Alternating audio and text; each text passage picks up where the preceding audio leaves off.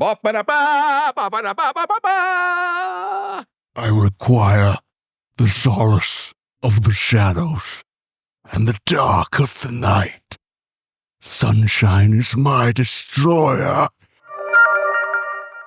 Welcome to Should You Watch This with the Popcorn Priest, the weekly podcast where movie enthusiasts, current and ex-movie theater projectionists, new and old friends, take the time to talk about a movie that we just watched and answer that very question, should or shouldn't you watch this? This is such stuff as dreams are made of. This is Legend. There is a balance to the universe. The struggle to maintain that balance is the stuff of legends. The new film from the director of Alien. I've found my true mate. You disgust me. Starring Tom Cruise and Tim Curry. Never! Never! Legend. Rated PG.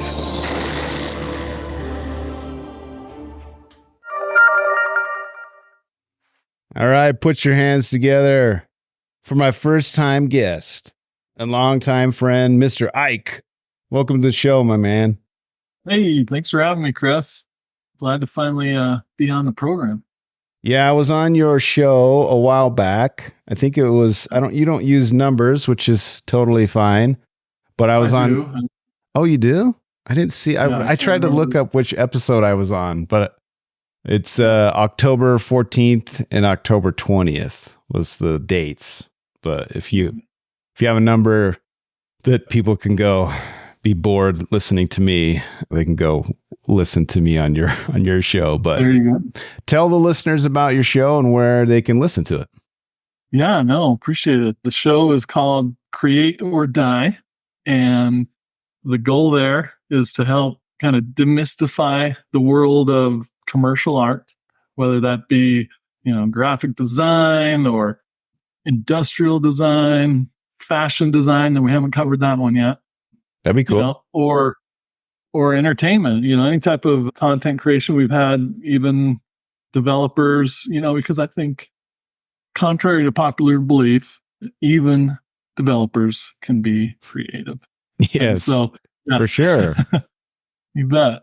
So yeah, check it out wherever you get your podcasts. It's also available in video form on YouTube. Yeah, which is very cool. Also, Ike has a shop, a Create or Die shop with some cool merch. If you want to check it out and support him, createordie.net. .net. Tried to get .com and I purchased it, and then they couldn't find the person who actually owned it, and it fell through. So anyways, I'm curious, how much was it? The .com? $600. Oh, 600.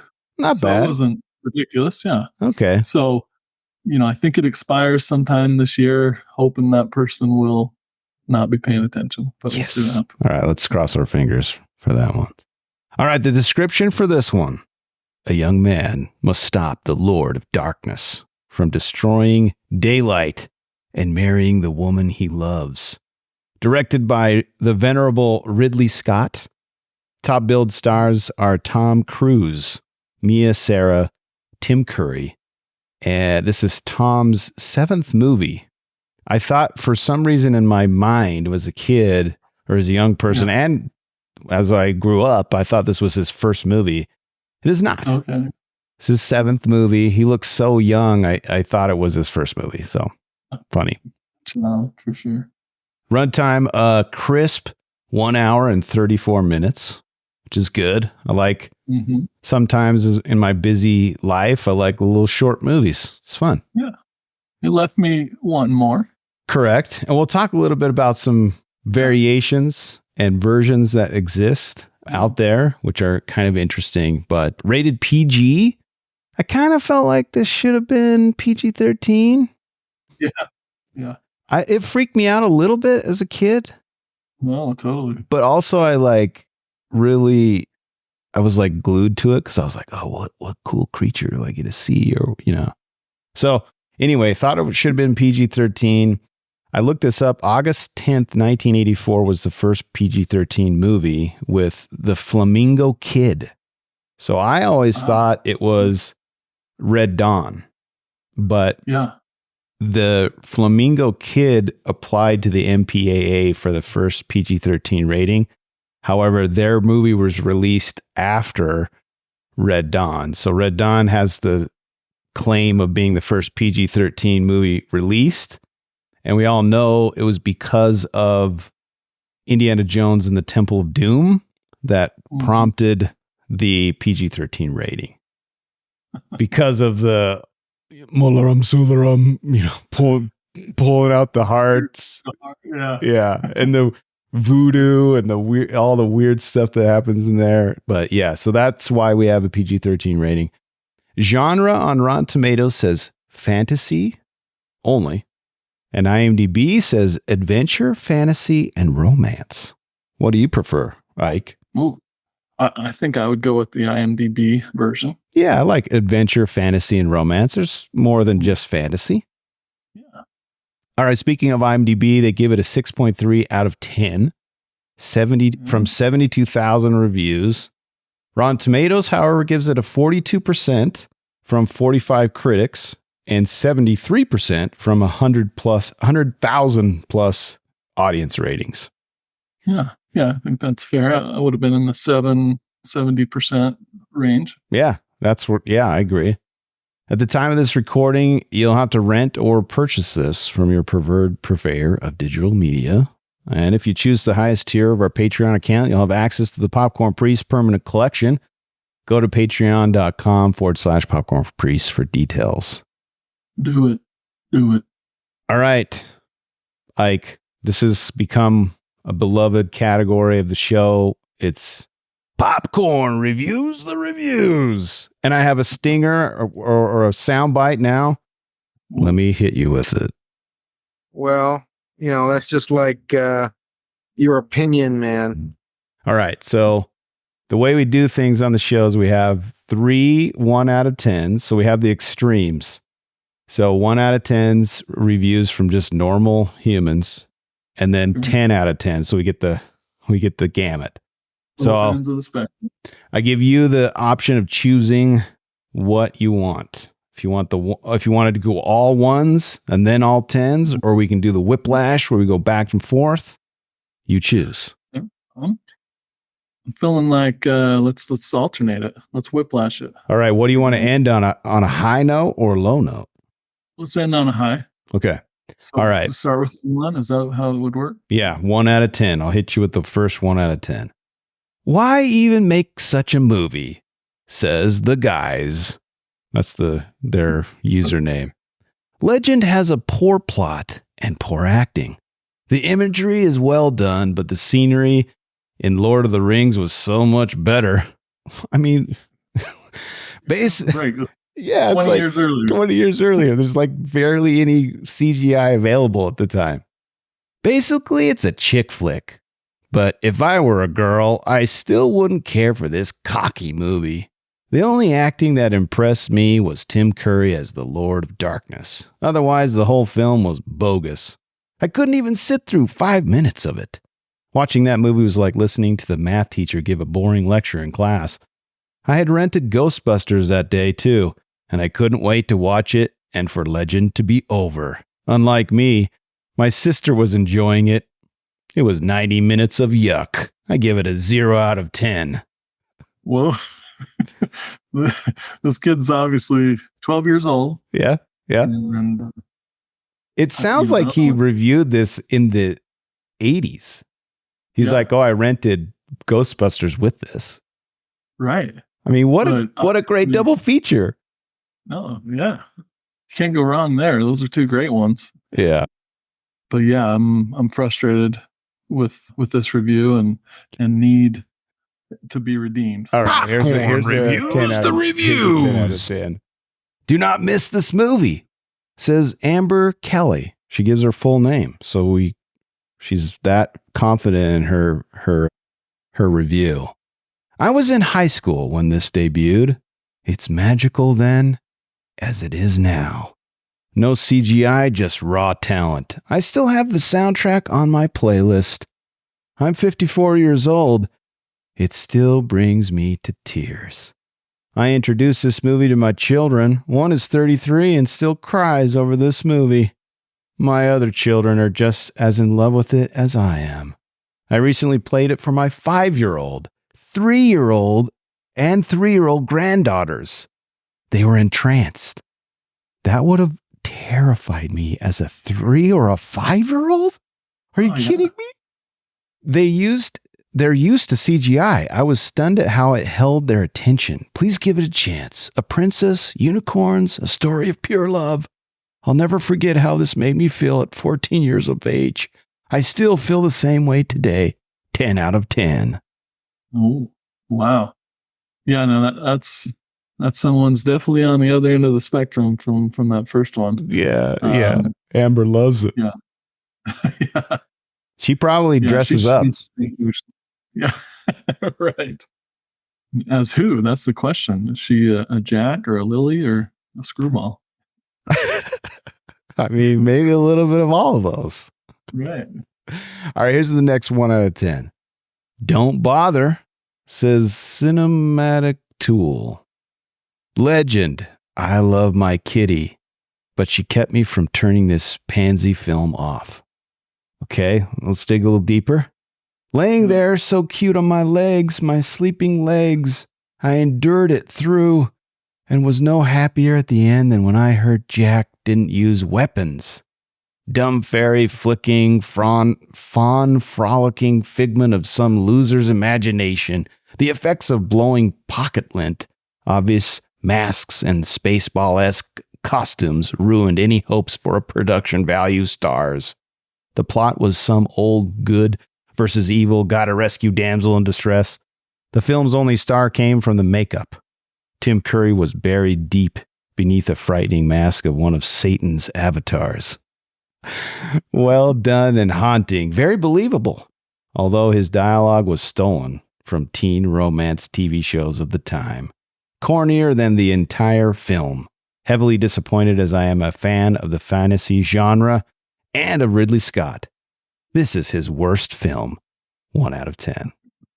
Well, I'll say it was well written. I mean, the guy's obviously a wordsmith. Cinematical Tool. Yeah. I don't know. That's an interesting choice. Yeah, I don't know. That's weird. Like, his relationship with his cat is a little disturbing as well. So. I know. It's like you didn't want to disturb your cat, so you powered through the movie. Okay, cool. Nice. Well done, sir. All right, here's the next 10 out of 10.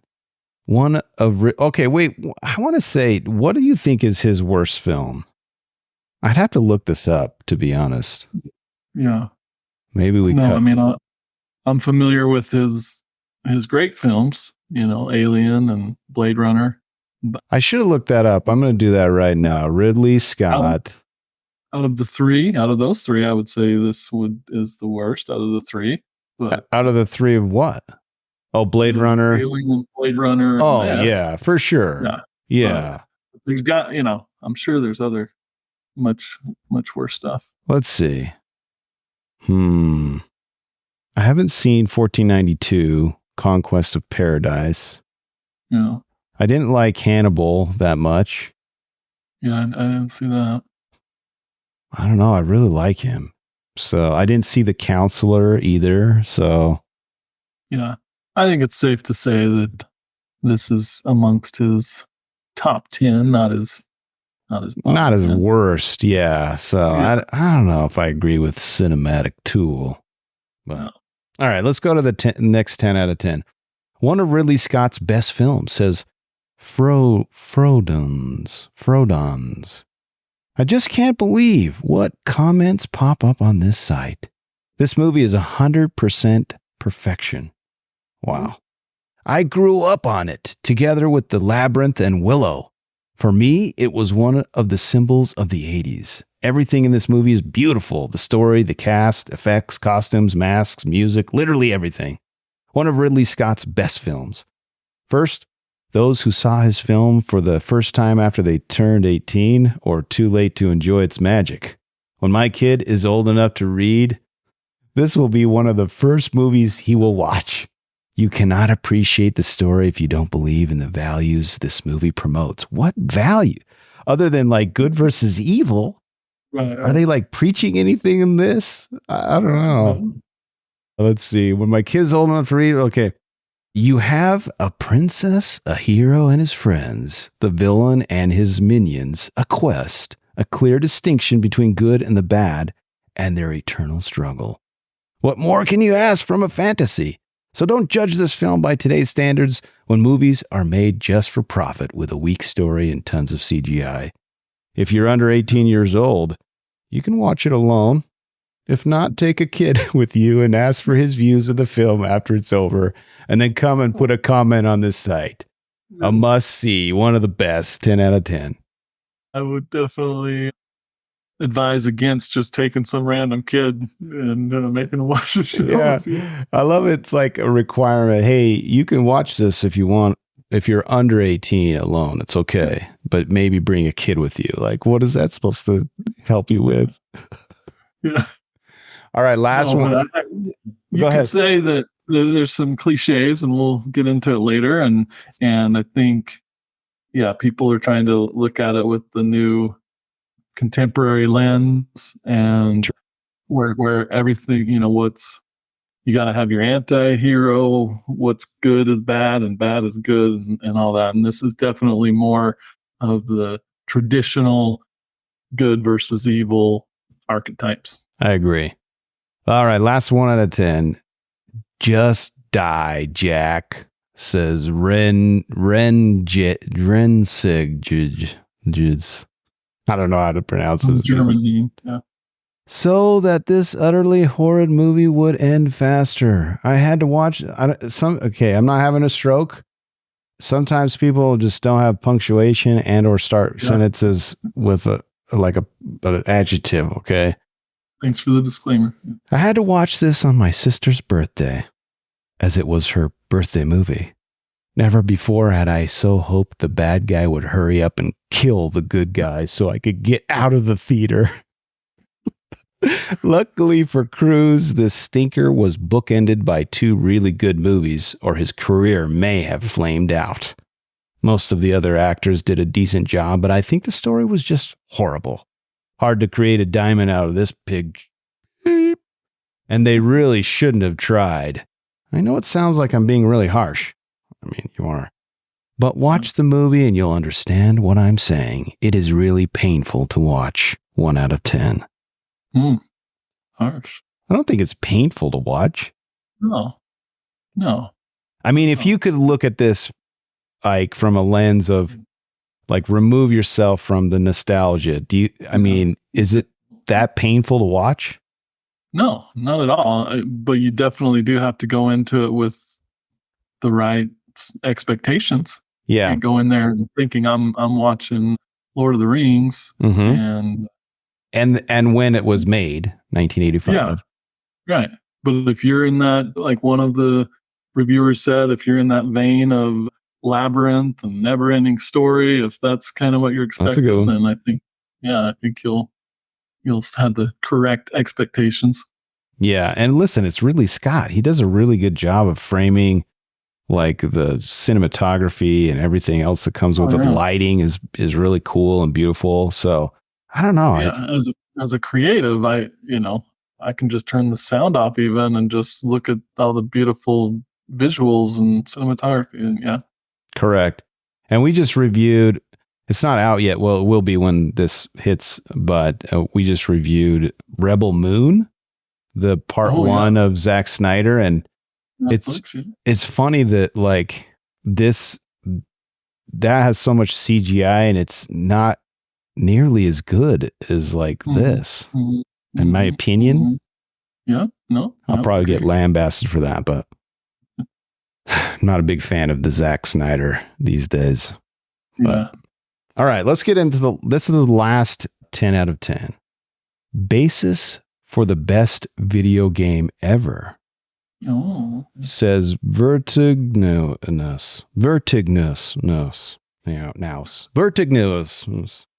I have loved this movie since I was a kid and just recently got the new double disc DVD, which I also have. It's very awesome. It is worth noting that this movie was the basis for the critically acclaimed Legend of Zelda series. Anyone familiar with the Zelda series will see where the creators got their inspiration. Kudos all around. This movie sparked a generation of RPG players and a revolution in gameplay and strategy. It is completely remarkable to me. To any Zelda fan out there, check this movie out. To Legend fans, check out any, except maybe the second one, Zelda game for Nintendo. You will not be disappointed. 10 out of 10. So what do you think about this guy's claim?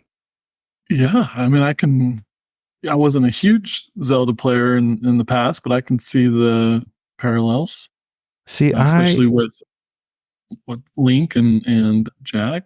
Oh, yeah. Yeah. Go ahead. Yeah. No, I agree. I can see the parallels. And I played Zelda way too much as a child. We got like the first Nintendo, and it was a bundle with Mario Brothers and the first Legend of Zelda game. Okay. Like the cartridge was like gold. It was like really cool. Yeah. But so I was like, really? Do you think the Japanese ripped this off? And so I had to do a little more research, and this is what I found. So a guy named Jaffin from metro.co.uk says, I looked up the dates and was surprised to find that it couldn't have been an influence at all. According to IMDb, the film had its premiere in the UK in December 1985, which is interesting because it didn't debut in the US until 1986. Yeah. The first Legend of Zelda game on the NES came out in Japan in February 1986. So, I mean, if you think about game development, I mean, you probably have some more color. You could add color to this with your background, but like, there's no way that they would like months before release go, oh, we got it wrong. Let's change all of our characters and like story and everything. Like, there's no way that they could have like, it could have influenced it so much that it was just a coincidence, is what I think. Yeah. No, I agree. Now, game development at that time wasn't anything like it is today. Sure. Where it's a 4-year endeavor and the budgets are double what, a movie is. It was, but yeah, when you bring up the dates and we're just talking months here, not even a year or two, it's pretty unlikely. Yeah, that's what I say. So, Vertiginous, I say you're wrong. All right, Ike, let's get ready for the best category in podcasting right now. Should or shouldn't you watch this? All right, here's 5 reasons. I'm going to give you my 5 reasons why you should watch Legend, and then please add to it if you can. Yeah. All right, number 1. If you want to see a movie that was so intriguing to me as a child of the 80s and kind of freaks me out a little bit, then this is for you. Like, yeah, get to know Mr. Chris, the popcorn priest, a little bit better by. Yeah, it freaked me out. And it's funny because my daughter, she's 10, and she's like, "Hey, Daddy," it was a Saturday. I was going to watch this, and she's like, "Hey, can I come watch this?" And I was like, "Yeah, sure." And like halfway through, she's like, "This is kind of creepy, Daddy." I was like, "Yeah." Well, I mean, I can think of very few films where like some of those scenes in the underworld with the torture, the screams. The guy is, it's a little spoilery, but this weird guy with like probably human skin on his face, and he's beating the crap out of this guy on some torture table, probably going to eat him. It's so crazy. No. Yeah, that if anything else, kind of like an old Hans Christian Andersen fable, it scares a kid into being good, because if that's what hell's like, count me out. Yeah, like, hey, I don't want to be put in a pie. I'm good. I'm good. Like, I don't want to be eaten, Dad. So, needless to say, she did not finish it. She bounced. So, anyway, here's number 2. If you want to see one of the masters of practical effects, Rob Bottin, then get right in. And it's funny because we just reviewed on the show The Thing. And it's the same guy who did all those really cool creature effects. He did all the makeup for Tim Curry's character, Lord of Darkness, and all the other like weird sub characters. Meg Mucklebones, creepy. Oh yeah, swamp. correct. Yeah. Her too. Crazy. All right, number 3. If you want to hear some of the most amazing 80s synth soundtrack, then watch the theatrical release, which features Tangerine Dream and John Anderson, which I love that guy's voice. It sounds like a child mixed with a man child. But it's so very cool to hear. And he was in Vangelis, which is a cool synth band. I just love it. It's very good. No, I agree. And Tangerine Dream composed the score for the whole thing. And, yeah. And they, by today's standards, there's some people, love it or hate it. But I think you can appreciate how experimental they were getting with some of their sounds back then, the synth stuff. I mean, this is all analog synth, and it's not our nice fancy computers. Yeah. But one thing I would say about the Anderson, what's his first name? John Anderson. John Anderson. That song that he sings, the lyrics could use a little help, but yeah, dude, you should. So I pulled the song. We should listen to it right now. Yeah. Let's see. I think it's this one. It's like they wanted it to be the Never Ending Story song. Yes. So we might have to wait for the hook to start because it's a couple seconds in, but there is another, before it starts, there's another version that's like 20 minutes longer, like a director's cut. And it has a Jerry Goldsmith score, like a traditional, like epic score. Yeah. Once or twice, kind of like Geddy Lee from Rush. Yeah. I don't know why this guy's voice is.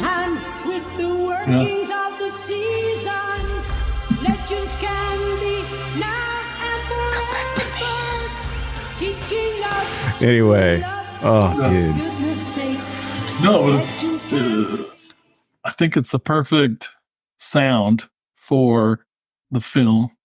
The lights, the things, and yeah, I don't know. I've watched both versions because the DVD set that I have, I'm sure you can buy both versions also on Blu-ray. I watched it on DVD. Still looks okay. It's a little.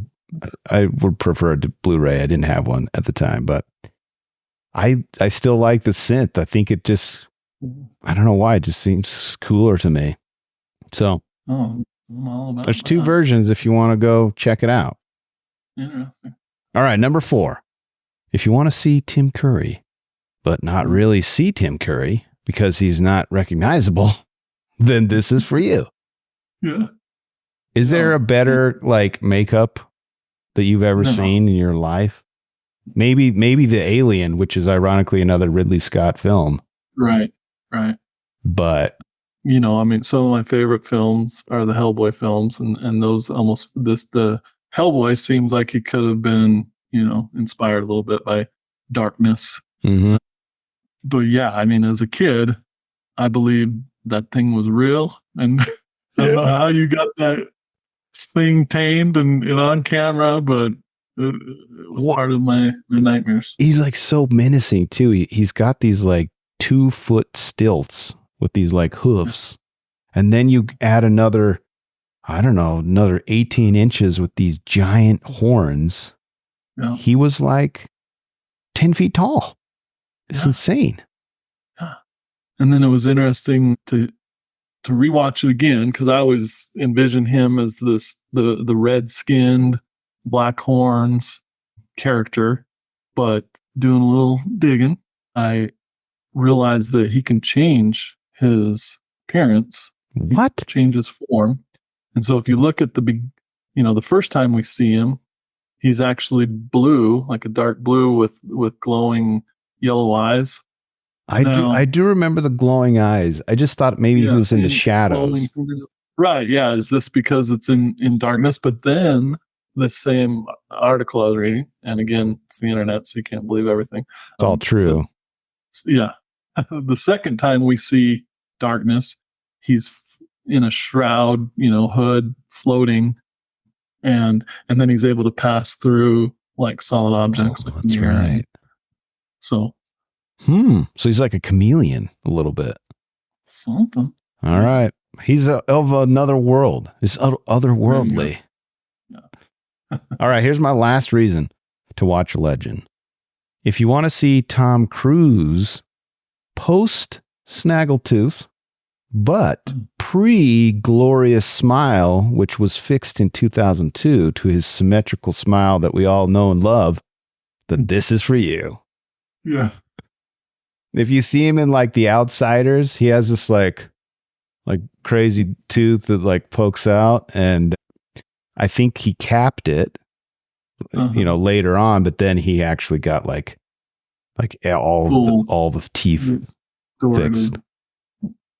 Dentistry, yeah, and I noticed that because he does have a little more less perfect, like my teeth. Yeah, they're like a normal human. I'm just a normal teeth guy. Right. Like a immortal god. I know. That like state. He like wipes gypsy tears on himself, or I don't know, he's drinking like young blood or something to keep healthy. I don't know what he's doing, but I want the secrets. That's all I know. Do you have any other reasons why we should watch Legend? Oh man. No, I mean, yes, I think you called out the key points for sure. I think maybe I'll get in trouble for saying this, but I like it. I'm interested already. Mia Sara, she plays Sloane in Ferris Bueller's Day Off, and was a little more reserved. This one, you get to, there's some skins. Her. There's a little bit of skins. And from a young prepubescent boy, place, yeah, this is a good time. Yeah, definitely helped. Today I'm not into that kind of stuff, but back then, pre-marriage, right? You're just a kid. You're just like, hey, what is that? It seems nice to me. I like it. Mia Sara. We should put a number 6 for Mia Sara. She's a beautiful lady, and it's nice. Okay, that's all. That's all I'll say. Yeah, any other reasons, Ike? Just I think we alluded to it earlier, but I think it's a masterclass, if you will, on kind of classic color theory and good versus evil. Some may call it cliche. I call it, perfection of the genre. Yeah. Or whatever. There's a lot of articles that I read about like fairies and the World of Warcraft. I don't know what, not Warcraft. It's I'm terrible at this, but like the game where you Dungeons and Dragons, I think, where you throw many dice and kill things. But there's D&D, there's like a fairy land and a fairy universe, and this has like a lot of that real what that universe like claims to be. The fairies are more correct, I guess. Not like the fairies from like Peter Pan or Tinkerbell or whatever. It's like kind of her. I mean, what's her name's? I can't remember the Una. Yeah, her hair's like all ratty and weird, and she's kind of beautiful, but also like I think she might bite me. I'm kind of afraid of her a little bit, So yeah. That's I like that. All right, let's get into our first category, by the numbers. Ooh. God sakes, just give me the damn number. All right. Did you look up the budget? I was kind of surprised. Yeah. For a movie in 1985, what do you think the budget was for Legend? Oh, man, 1985. So let's see. Based on what you guys said in the Goonies episode of that budget, I would say this feels like it's in the same ballpark, but I'll go a little higher. Let's say 38 million. That's a good guess. It's 25 million, Oh, okay. which seems like a little tipping up on the higher end for an 80s film. Like most of them are around the 15 to 20 million, but this is a little higher. The problem is it had a disappointing worldwide box office. Guess what they made? Worldwide, 18, 23.5. 23. So, and then that doesn't include the marketing and other stuff. And for some reason, those producers and shareholders expect to make money too, which is dumb. Yeah, they got to take their little piece of the pie. Yeah, kind of a bummer. It's interesting though, because Ridley Scott, in his commentary of the when you watch the DVD commentary, you can tell he's like looks back fondly on Legend, and I think he really likes it. He like really likes this movie. So yeah. Well, and knowing, some of his other work, I would envision that he probably would have wanted it to be darker or even more grown up, and they had to just keep on, let's make this character a little more silly, or we need something so the kids can finally open their eyes again. Or yeah, and there was another article I read. It's interesting you say that, Ike, because a lot of directors you hear are like, I hate the producers, I hate these suits who are coming in and telling me what to do. Like, they were doing early test screenings, and he was worried that like he wants to be successful, and so when he received these notes, he's like, yeah, let's do it. Like I want it to be commercially successful, but my vision might have been darker, but let's lighten it up. I don't know. So I kind of like that about him. Yeah. Although, what would it have been if he just kind of stuck to his guns and said, this is the film in my head. This is what it would have been rated R for sure. And I'll tell you what, there's a scene, and I'm not going to bring it up till next week in our spoiler version of the film. There's it's insane what they cut out of this. And I'm like, oh my gosh, I'm so glad that we got the version that we did, because it seems like it would have scarred any version of myself, whether it was a younger self or an older self. So stay tuned for next week on some of that sordid details. I only have a couple other. Well, here's another reason why it might have not done so well. So we spoke about it earlier in this episode, but there's the original 94-minute European release. Okay, so it came out in Europe first, which was 94 minutes. Then there was an 89-minute theatrical release. Well, that was weird.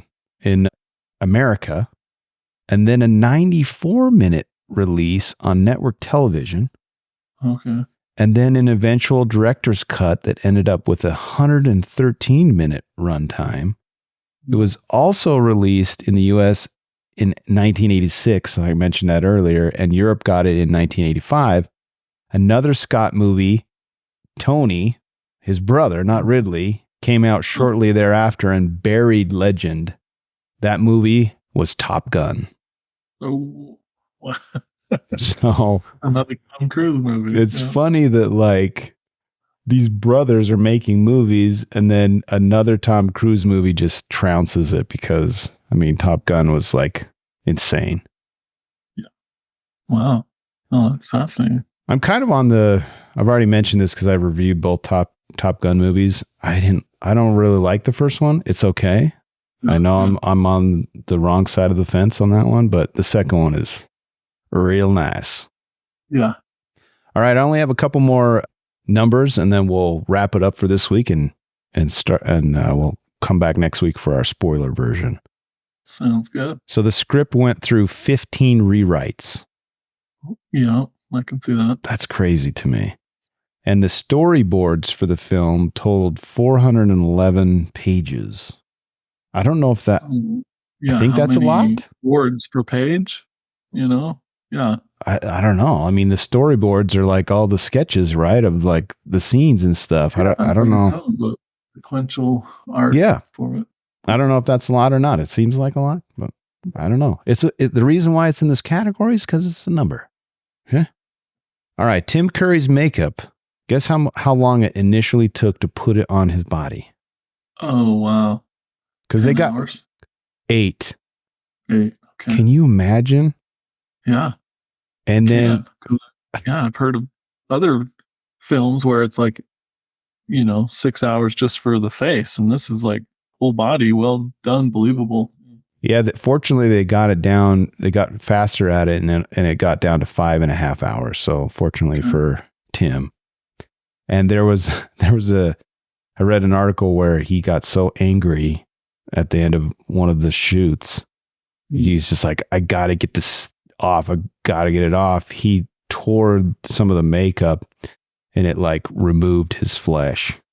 Oh, and they had to actually stop filming so that he could recover and then resume filming. But holy cow! Gotta glue that stuff on. Yeah, maybe they use real super glue. I don't know. They didn't use the real good spirit gum, I guess. I don't know. Yeah. All right, I'll have one last thing. Legend's artistic merits were recognized by the major award shows. The film received 1 nomination at the 1987 Academy Awards in the Best Makeup category. It lost out to The Fly, which, fair. Legend also got 3 BAFTA nominations for costume design, visual effects, and again, makeup. Unfortunately, it failed to win any of these either. However, the film did see director of photography Alex Thompson awarded Best Cinematography by the British Society of Cinematographers. Oh, okay, good. So, you got a little love. That's good. Yeah, yeah. And, you never hear about this, but how much has it made to this point? That's true.